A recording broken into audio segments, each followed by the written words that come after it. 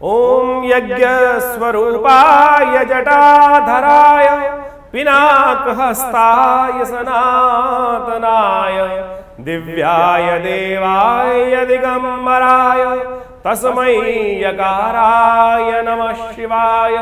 ओम नमः शिवाय। ओम नमः शिवाय। नमस्कार, स्वागत है आपका आचार्यवाणी में और मैं आचार्य विक्रमादित्य आपके साथ हूं। और आज का विषय हमारा है कर्क राशि वालों के लिए कैसा रहेगा आने वाला समय, ये बताने के लिए। और आज का विषय हमने रखा है राहु महाराज बदलने वाले हैं।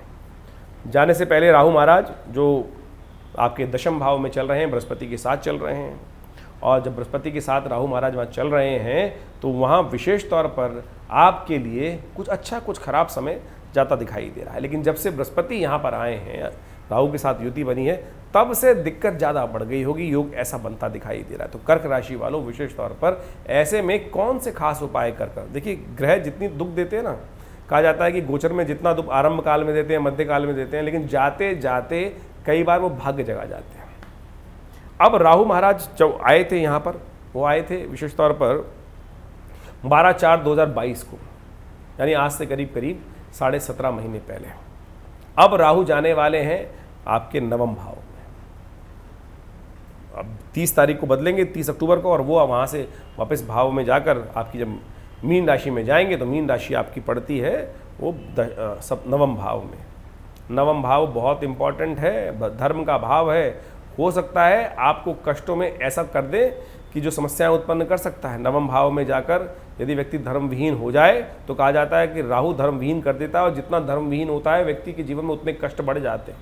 तो ऐसे में उपाय कुछ खास करने पड़ेंगे आपको, तब जाकर, नहीं तो आपके लिए कुछ खास उपाय। उससे पहले राहु जो बदलने वाले हैं, अब यहाँ पर कैसे उसका लाभ लेना, वो तो हम बताएंगे बाद में आपको कि नवम भाव में जब राहु जाएंगे भाग्य में और विशेष तौर पर धर्म भाव में आपके, और वहाँ पर आपको क्या कुछ करना होगा। लेकिन उससे पहले अभी राहु ट्रांजिट में हैं। जब राहु ट्रांजिट में होते हैं, वैसे नैसर्गिक दृष्टिकोण से आप समझें, ज्योतिष के दृष्टिकोण से कहा जाता है कि समस्त ग्रहों में सबसे सूर्य प्रबल है, सूर्य राजा है। लेकिन राहु नैसर्गिक दृष्टिकोण से सबसे ताकतवर ग्रह माने जाते हैं। जो सूर्य और चंद्र जैसे विशेष तौर पर ग्रहों को भी, स्टार्स को भी क्या कर लेते हैं, अपने ग्रहण में ले लेते हैं, ग्रास में ले लेते हैं।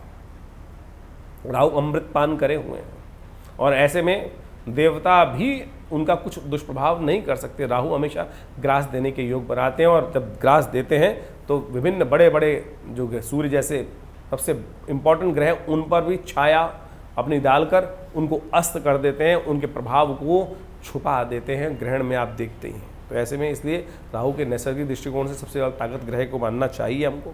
और दशम भाव में राहु जो चल रहे हैं वो विशेष तौर पर आपको समझ लेना चाहिए। और आपने अनुभव किया होगा, मैं आपको अनुभव की बात बताता हूँ। आपके राहु ने जो जिस प्रकार से यहाँ पर रहे आपके, जब भी आपने कंजर्वेटिव सोच रखी तभी जाके नुकसान होने के योग बने होंगे। जितना ब्रॉड स्पेक्ट्रम आपने रखा होगा, जहाँ आपने सोचा कि लाभ ले लूँ, लाभ, इसको थोड़ा सा लाभ लेने, अपनी तरफ लाभ लेने का प्रयास कर लूँ, उदारता के साथ काम किया होगा तो बहुत सुंदर रहा होगा। लेकिन जहाँ आपने अपना हिस्सा निकालने का प्रयास किया, वहीं आप पकड़े गए होंगे, और वहीं परेशानी डालने के राहु ने योग दे दिए होंगे। ये योग राहु का समस्या थी। अब राहु जाने वाले हैं, बदलने वाले हैं, और विशेष तौर पर आपको कुछ खास उपाय पहले से कर लेने चाहिए, जिसके दृष्टिकोण से राहु का दुष्प्रभाव। अब बृहस्पति महाराज भी जहाँ आपके दशम भाव में ही चल रहे हैं, और वो मेष राशि के होकर दशम भाव में बैठे हैं, लेकिन अब वो भी वक्र हो गए हैं। और वो वक्र होकर विशेष तौर पर 4 सितंबर से वहाँ बैठे हैं, और 31 दिसंबर तक यहीं रहने वाले हैं। ये भी आपके लिए समस्या उत्पन्न कर रहे हैं कि लालच में दोनों गए, माया मिली न राम। देखिए, अब आदमी जीवन में है तो कहीं ना कहीं अपने बारे में तो सोचेगा ही सोचेगा। और ये दोनों ग्रह ऐसे हैं इस वक्त आपकी राशि के अंदर जो व्यवस्था रख रहे हैं कि जहां अपनी सोच रखी, अपने पर्सनल, आपने लाभ के बारे में सोचा, वहीं आपको कष्ट देने के योग बना देंगे। उदार तो जितना आप करते चले जाएं। तो अब ऐसे में कुछ खास उपाय है, कुछ खास उपाय यदि आप कर लें तो आने जाते हुए राहु जो कहा जाता है कि जितना कष्ट देते हैं उसको उतना ज़्यादा ठीक भी करने के योग बना। दशम भाव सफलता का भाव भी माना जाता है, दशम भाव सम्मान का भाव भी माना जाता है। राहु वहाँ आकर सम्मान भी कई बार प्रश्न चिन्ह लगाने के योग देता है, प्रमोशन नहीं होने देता है, कई बार ऐसे कष्ट भी देने के योग देता है। गोचर में कौन से ग्रह, बाकी जन्मपत्री में कौन सी दशा चल रही है वो एक अलग बात है, लेकिन गोचर के दृष्टिकोण से दशम भाव में राहु का प्रभाव जिस प्रकार का है उसका फल हमने आपके समक्ष रखा है। और ऐसे में बृहस्पति भी वहाँ वक्री चल रहे हैं, तो ऐसे में कुछ खास उपायों की ज़रूरत है। आपकी किस्मत कौन जगा सकता है? समझ लीजिए, आपकी किस्मत आपके पिता जगा सकते हैं। विशेष तौर पर नित्य प्रति पिता का सम्मान, नित्य प्रति पिता का आशीर्वाद अवश्य लेने का प्रयास कीजिए। आपके पिता आपके साथ रह रहे हैं तो बहुत सुंदर बात है, उनका नित्य प्रति चरण छूइए और आशीर्वाद लेने का प्रयास कीजिए।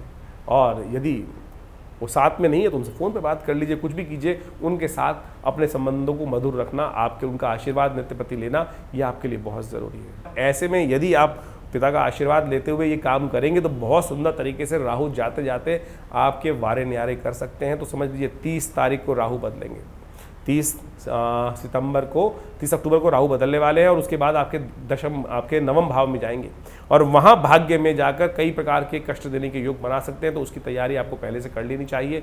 ये अभी समय चल रहा है, उसके लिए हम जब राहु आपकी राशि में बदलने वाले होंगे क्या प्रभाव करेंगे, थोड़ा कष्ट का योग बनाएंगे, उसके लिए हम अलग से वीडियो बनाकर आपके समक्ष रखेंगे और उन सब उपायों को आप अवश्य कीजिएगा।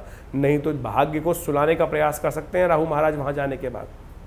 तो राहु का प्रभाव इस प्रकार का है। ये छोटी छोटी सिद्धांतिक बातें हमने आपके समक्ष रखी हैं। आशा करते हैं आप सुंदर तरीके से इन सब बातों को सुनकर उनका 80 विशेष उपाय करने का प्रयास करेंगे तो आपको बहुत सुंदर कष्ट से निवृत्ति के योग बनेंगे। साथ साथ काले तिलों को अवश्य यदि हो सके तो काले तिलों से शनि के मंत्र का कभी कभी हवन कर लें। काले तिलों को किसी मंदिर में दान कर दें, किसी मंदिर में ले जाके काले तिलों का हवन के इत्यादि जहाँ होता हो वहाँ दान करना भी राहु का खास उपाय शास्त्र के दृष्टिकोण से माना जाता है। इस उपाय को कर कर भी आप राहु को, यदि आप ये उपाय लगातार करते रहते तो हमारा पक्का विश्वास है जिनका राहु इस प्रकार का योग बना रहा था और खासतौर पर कर्क राशि वाले यदि ये उपाय करते रहते पूरे 18 महीने रहे तो बिल्कुल कष्ट होता ही नहीं। राहु का दुष्प्रभाव का लगातार उपाय होता रहता।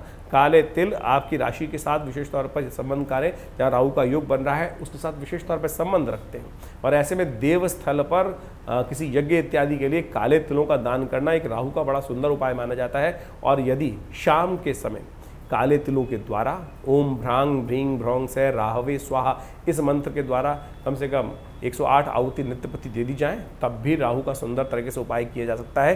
तो ये समस्त वैदिक उपाय हमने आपके समक्ष रखे हैं। बहुत सारे लोग टोटकों के चक्कर में फंस जाते हैं, ये समस्त वैदिक उपाय आपके समक्ष हमने रखे हैं। आशा करते हैं इसके द्वारा आप लाभ लेने का प्रयास करेंगे। इसके अलावा भी ज्योतिष के दृष्टिकोण से जो समस्याएं चल रही हैं उन सबको अच्छे से समझ लेना चाहिए, जान लेना चाहिए और जो कष्ट करने वाले योग बन रहे हैं उनकी निवृत्ति के लिए अनेक उपाय शास्त्र में बताए गए हैं, उन सबको कर कर आप लाभ ले सकते हैं। नवरात्रों पर हमने विवेकानंद योगाश्रम में बहुत विशाल यज्ञ का भगवती का श्री विग्रह जो आश्रम पे प्रतिष्ठित है वो 1947 में मुल्तान से पधारा। कहा जाता है 400 साल से पुराना भगवती का श्री विग्रह है और जो बहुत शुभ रूप से भगवती का प्रतिष्ठित है। मुल्तान से कोई एक व्यक्ति लेकर आया मूर्ति संदूक में बंद कर और वो हमारे पिता आचार्य श्री केशव देव जी महाराज को वो 1947 में लाकर जब पार्टीशन हो रहा था विशेष तौर पर तब जाकर उनको प्राप्त हुई और उन्हीं की प्रतिष्ठा हमारे आश्रम में की गई है। करीब करीब 400 साल पुराना भगवती का चमत्कारी श्री विग्रह है